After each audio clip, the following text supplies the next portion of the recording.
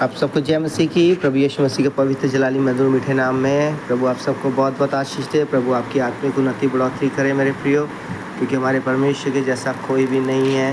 वो प्रभु हमें आशीष देने वाले हैं, आनंद देने वाले हैं, हमारी ज़रूरतों को पूरा करने वाले प्रभु हैं। और वो यही चाहते कि हम उनकी हजूरी में बने रहें और उनको धन्यवाद देते रहे मेरे प्रियो। सो प्रभु का हम शुक्रिया करते हैं आज के सुंदर दिन के लिए मेरे प्रियो। आज 15 अगस्त है। आप सबको स्वतंत्रता दिवस बहुत बहुत मुबारक हो। इंडिपेंडेंस डे मेरे प्रियो। परमेश्वर ने हमें आज़ादी दी है, हमारे भारत देश के नागरिकों को जो गुलामी में फंसे थे ब्रिटिश साम्राज्य के मेरे प्रियो।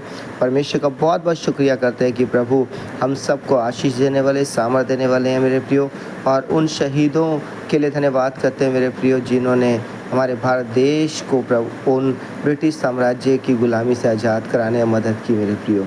हाँ मेरे प्रियो, सच में प्रभु का हम बहुत बहुत धन्यवाद करते हैं, क्योंकि परमेश्वर ने हमें भी गुलामी से स्वतंत्र किया मेरे प्रियो। क्योंकि मनुष्य जाति जो थी गुनाह और पाप में पड़ी हुई थी, गुनाह और पाप जो था उसके ऊपर असर कर रहा था और हम परमेश्वर से कोसों दूर हो चुके थे मेरे प्रियो।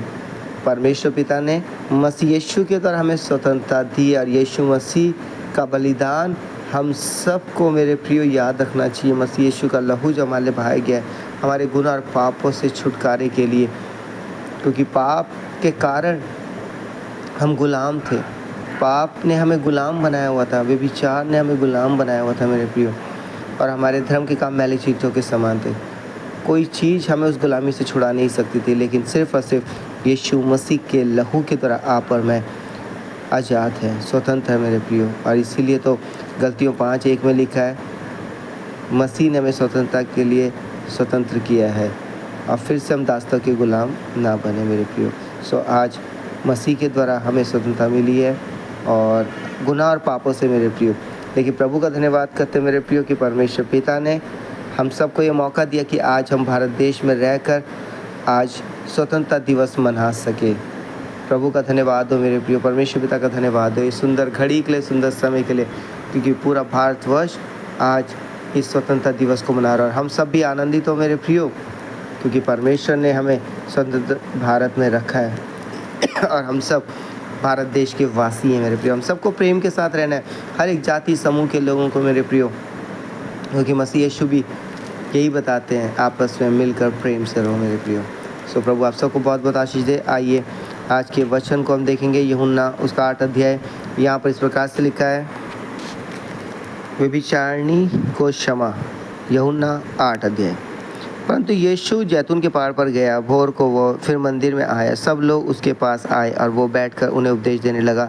तब शास्त्री और फरीसी एक स्त्री को लाई जो व्यभिचार में पकड़ी गई थी और उसको बीच में खड़ा करके यीशु से कहा, हे गुरु, यह स्त्री व्यभिचार करते पकड़ी गई है। व्यवस्था में मूसा ने हमें आज्ञा दी है कि ऐसी स्त्रियों पर पथरवाह करे था, तो इस स्त्री के विषय में क्या कहता है? उन्होंने उसको परखने के लिए ये बात कही ताकि उस पर दोष लगाने के लिए कोई बात पाए।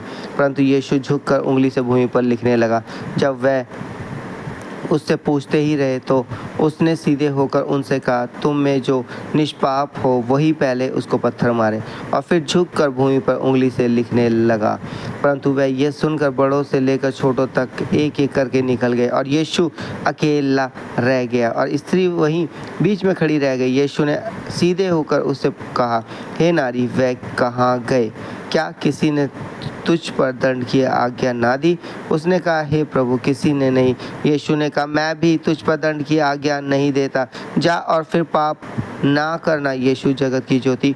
यीशु ने फिर लोगों से कहा, जगत की ज्योति मैं हूँ। जो मेरे पीछे होलेगा वो अंधकार में न चलेगा परंतु जीवन की ज्योति पाएगा। फरीसियों ने उससे कहा, तू अपनी गवाही आप देता है, तेरी गवाही ठीक नहीं। यीशु ने उनको उत्तर दिया, भले ही मैं अपनी गवाही आप देता हूँ, फिर भी मेरी गवाही ठीक है, क्योंकि मैं जानता हूँ कि मैं कहाँ से आया हूँ और कहाँ को जाता हूँ, परंतु तुम नहीं जानते कि मैं कहाँ से आता हूँ या कहाँ को जाता हूँ। तुम शरीर के अनुसार न्याय करते हो, मैं किसी का न्याय नहीं करता, और यदि मैं न्याय करूँ भी तो मेरा न्याय सच्चा है, क्योंकि मैं अकेला नहीं परंतु मैं हूँ और पिता है जिसने मुझे भेजा। तुम्हारी व्यवस्था में भी लिखा है कि 2 जनों की गवाही मिलकर ठीक होती है। एक तो मैं आप अपनी गवाही देता हूँ और दूसरा पिता मेरी गवाही देता है जिसने मुझे भेजा है। उन्होंने उससे कहा, तेरा पिता कहाँ है? यीशु ने उत्तर दिया, ना तुम मुझे जानते हो ना मेरे पिता को। यदि मुझे जानते तो मेरे पिता को भी जानते। ये बातें उसने मंदिर में उपदेश देते हुए भंडार घर में कही और किसी ने उसे ना पकड़ा क्योंकि उसका समय अब तक नहीं आया था। अपने विषय यीशु का कथन। उसने फिर उनसे कहा, मैं जाता हूँ और तुम मुझे ढूंढोगे और अपने पाप में मरोगे। जहाँ मैं जाता हूँ वहाँ तुम नहीं आ सकते। इस पर यहूदियों ने कहा, क्या वो अपने आप को मार डालेगा जो कहता है, जहाँ मैं जाता हूँ वहाँ तुम नहीं आ सकते? उसने उनसे कहा, तुम नीचे के हो, मैं ऊपर का हूँ। तुम संसार के हो, मैं संसार का नहीं। इसलिए मैंने तुमसे कहा कि तुम अपने पापों में मरोगे, क्योंकि यदि तुम विश्वास ना करोगे कि मैं वही हूँ तो अपने पापों में मरोगे। उन्होंने उससे कहा, तू कौन है? यीशु ने उनसे कहा, वही हूँ जो प्रारंभ से तुमसे कहता आया हूँ। तुम्हारे विषय में मुझे बहुत कुछ कहना और निर्णय करना है, परंतु मेरा भेजने वाला सच्चा और जो मैंने उससे सुना है वही जगत से कहता हूँ। वह ये ना समझे कि हमसे पिता के विषय में कहता है। तब यीशु ने कहा, जब तुम मनुष्य के पुत्र को ऊंचे पर चढ़ाओगे तो जानोगे कि मैं वही हूँ। मैं अपने आप से कुछ नहीं करता, परंतु जैसे मेरे पिता ने मुझे सिखाया वैसे ही ये बातें कहता हूँ। मेरा भेजने वाला मेरे साथ है, उसने मुझे अकेला नहीं छोड़ा, क्योंकि मैं सर्वदा वही काम करता हूँ जिससे वो प्रसन्न होता है। वह ये बातें कह ही रहा था कि बहुतों ने उस पर विश्वास किया। सत्य तुम्हें स्वतंत्र करेगा। तब यीशु ने उन यहूदियों से जिन्होंने उस पर विश्वास किया था कहा, यदि तुम मेरे वचन में बने रहोगे तो सचमुच मेरे चेले ठहरोगे। तुम सत्य को जानोगे, सत्य तुम्हें स्वतंत्र करेगा। उन्होंने उसको उत्तर दिया, हम तो अब्राहम के वंश से हैं और कभी किसी के दास नहीं हुए। फिर तू कैसे कहता है कि तुम स्वतंत्र हो जाओगे? यीशु ने उनको उत्तर दिया, मैं तुमसे सच सच कहता हूँ, जो कोई पाप करता है वो पाप का दास है। दास सदा घर में नहीं रहता, पुत्र सदा रहता है। इसलिए यदि पुत्र तुम्हें स्वतंत्र करेगा तो सचमुच तुम स्वतंत्र हो जाओगे। मैं जानता हूँ कि तुम अब्राहम के वंश से हो, तो भी मेरा वचन तुम्हारे हृदय में जगह नहीं पाता, इसलिए तुम मुझे मार डालना चाहते हो। मैं वही कहता हूँ जो अपने पिता के यहाँ देखा।